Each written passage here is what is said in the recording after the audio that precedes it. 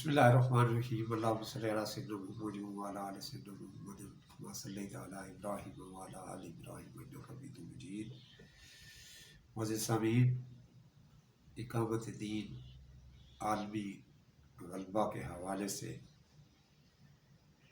رسول اللہ صلی اللہ علیہ وسلم کا فرمان مبارکہ بھی ہے، جس کا مفہوم اسی طرح سے ہے کہ اللہ کا دین پورا کا پورا دنیا میں ہر گھر کے اندر جو ہے وہ روشن ہوگا۔ مفہوم اسی طرح کا ہے۔ اللہ کا مجھے معاف فرمائے۔ اور اللہ کا حکم بھی یہی ہے کہ اللہ کے دین کو پورا کا پورا جو ہے وہ دنیا کے اندر نافذ کیا جائے، اور اس معاملے میں کسی قسم کی کوئی فرقہ بازی نہ کیا جائے، کسی قسم کا تم آپس میں جدا جدا نہ ہو جاؤ، اور اللہ کے نازل کردہ احکامات کے متعلق ہی فیصلے کرو۔ اور جو لوگ اللہ کے نازل کردہ احکامات کے تحت فیصلے نہیں کرتے، یہی لوگ جو ہیں کافر ہیں، یہی ظالم ہیں۔ اور یہ بھی فرمان مبارکہ ہے کہ حقیقت یہ ہے کہ ہم نے بھیجا اپنے رسولوں کو واضح نشانیوں کے ساتھ، ہم نے بھیجا، ہم نے دین کے ساتھ، ہم نے کتاب کے ساتھ، میزان کے ساتھ، تاکہ تم دنیا کے اندر انصاف پر قائم رہ سکو۔ اور اللہ رب العالمین کا یہ بھی فرمان مبارکہ ہے، وہی ہے جس نے اپنے رسول کو ہدایت کے ساتھ دنیا کے اندر دین کے ساتھ، کتاب کے ساتھ بھیجا، تاکہ وہ اس کو غالب کرے، کہ پوری کی پوری زندگی میں اس دین کو غالب کرے، مشرکین کو چاہے یہ بات اچھی لگے یا نہ لگے۔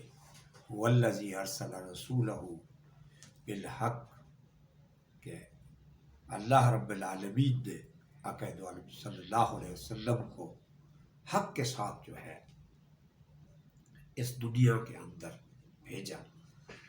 اور نبوت کا کام، اور نبوت کے بعد ہمارا کام یہی ہے کہ ہم اللہ کے دین کو پوری کی پوری دنیا میں اس کا غلبہ جو ہے وہ قائم کریں۔ معزز سامعین، دین صرف نماز اور قرآن پر مشتمل نہیں ہے۔ دین جو ہے ایک مکمل ضابطہ حیات ہے۔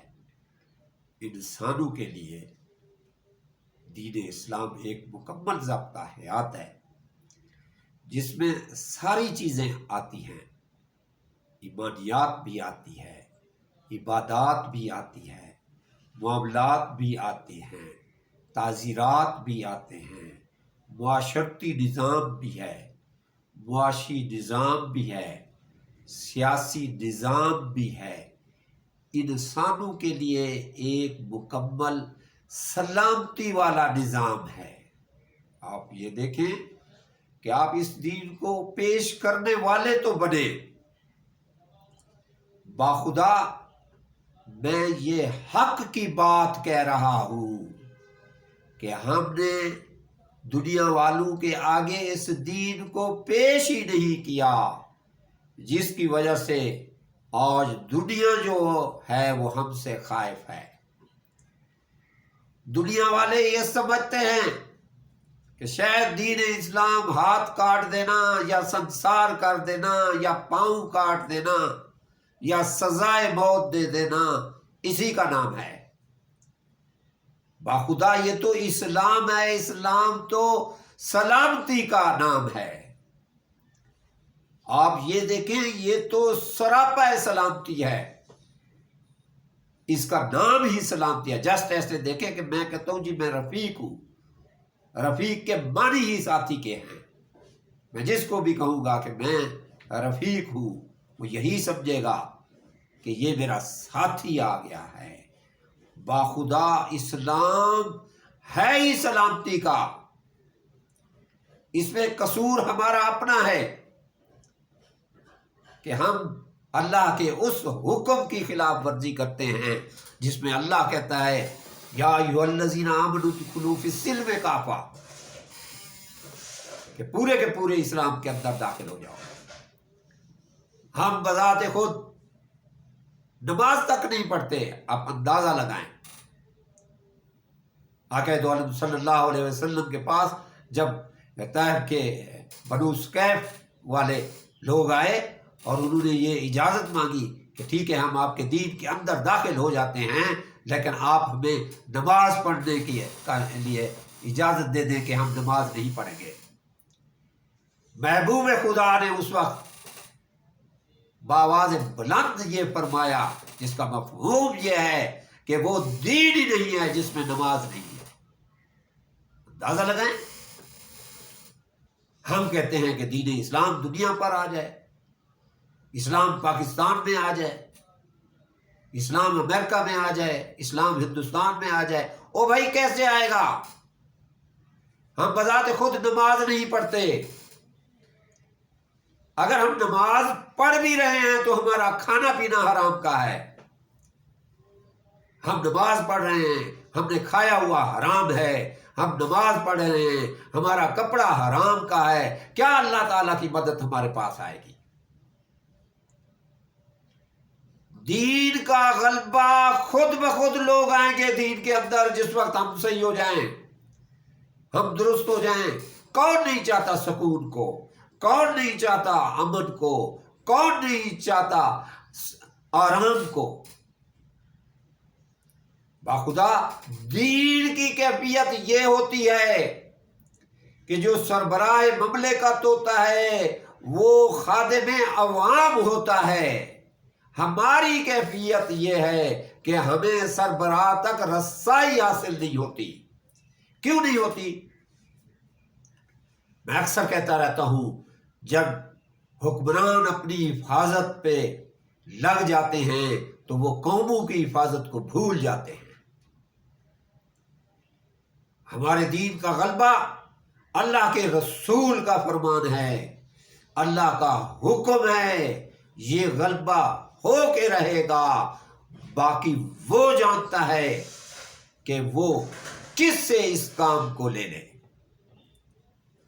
وہ چاہے تو فرعون کے گھر موسیٰ کو پیدا کر سکتا ہے.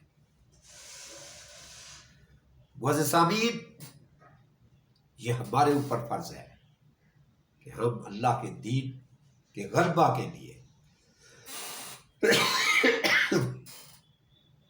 ہم اپنے آپ کو سنواریں. ہر چیز ہمارے لیے موجود ہے. ایمان موجود ہے، عبادات موجود ہیں، معاملات موجود ہیں، معاشرت موجود ہے، معیشت موجود ہے، سیاست موجود ہے. کون نہیں چاہتا اس چیز کو؟ دنیا کا ہر بندہ چاہتا ہے. لیکن افسوس اس بات پر ہوتا ہے کہ ہم پہنچا نہیں پا رہے. میں بذات خود سگریٹ پینا شروع کر دوں اور کسی کو کہوں کہ سگریٹ مت پیو، وہ کیسے میری بات پر عمل کرے گا؟ ہم بذات خود ٹھیک نہیں ہوتے اور ہم گالیاں نکالتے ہیں عیسائیوں کو، ہم گالیاں نکالتے ہیں امریکہ کو، ہم گالیاں نکالتے ہیں بھارت کو. او بھائی خود تو ٹھیک ہو جائیں. ہم اپنی معاشرت کو دین میں لے آئیں، ہم اپنی سیاست کو دین میں لے آئیں، ہم اپنی معیشت کو دین میں لے آئیں. ہم پاک ہو جائیں گے. جس وقت ہم پاک ہو جائیں گے ہم شہد کی مٹھاس کی طرح لوگوں کو اچھے لگیں گے. لوگ خود بخود ہماری طرف آئیں گے. یہ یاد رکھنا، آنا ہر حالت میں دین کے اندر ہے، چاہے جہاں پر چلے جائیں. تو اس سے بہتر نہیں ہے کہ ہمیں ڈنڈے سوٹے ڈال کر، ہمیں عذاب میں ڈال کر پریشانیوں میں ڈال کر اللہ رب العالمین اپنی طرف بلائیں، اس سے بہتر ہے کہ ہم خود بخود اللہ کے آگے جھک جائیں اور دین پر عمل کریں. اس دین پر عمل کر کے ہم نمونہ بنیں، پھر اس نمونہ کو پورے عالم کے سامنے پیش کریں. دیکھیں کون بد نصیب ہے جو اس عالمی غلبہ دین کے اندر داخل ہونا نہیں چاہتا. سبحان ربک رب العزت عما یصفون وسلام علی المرسلین الحمد للہ رب العالمین.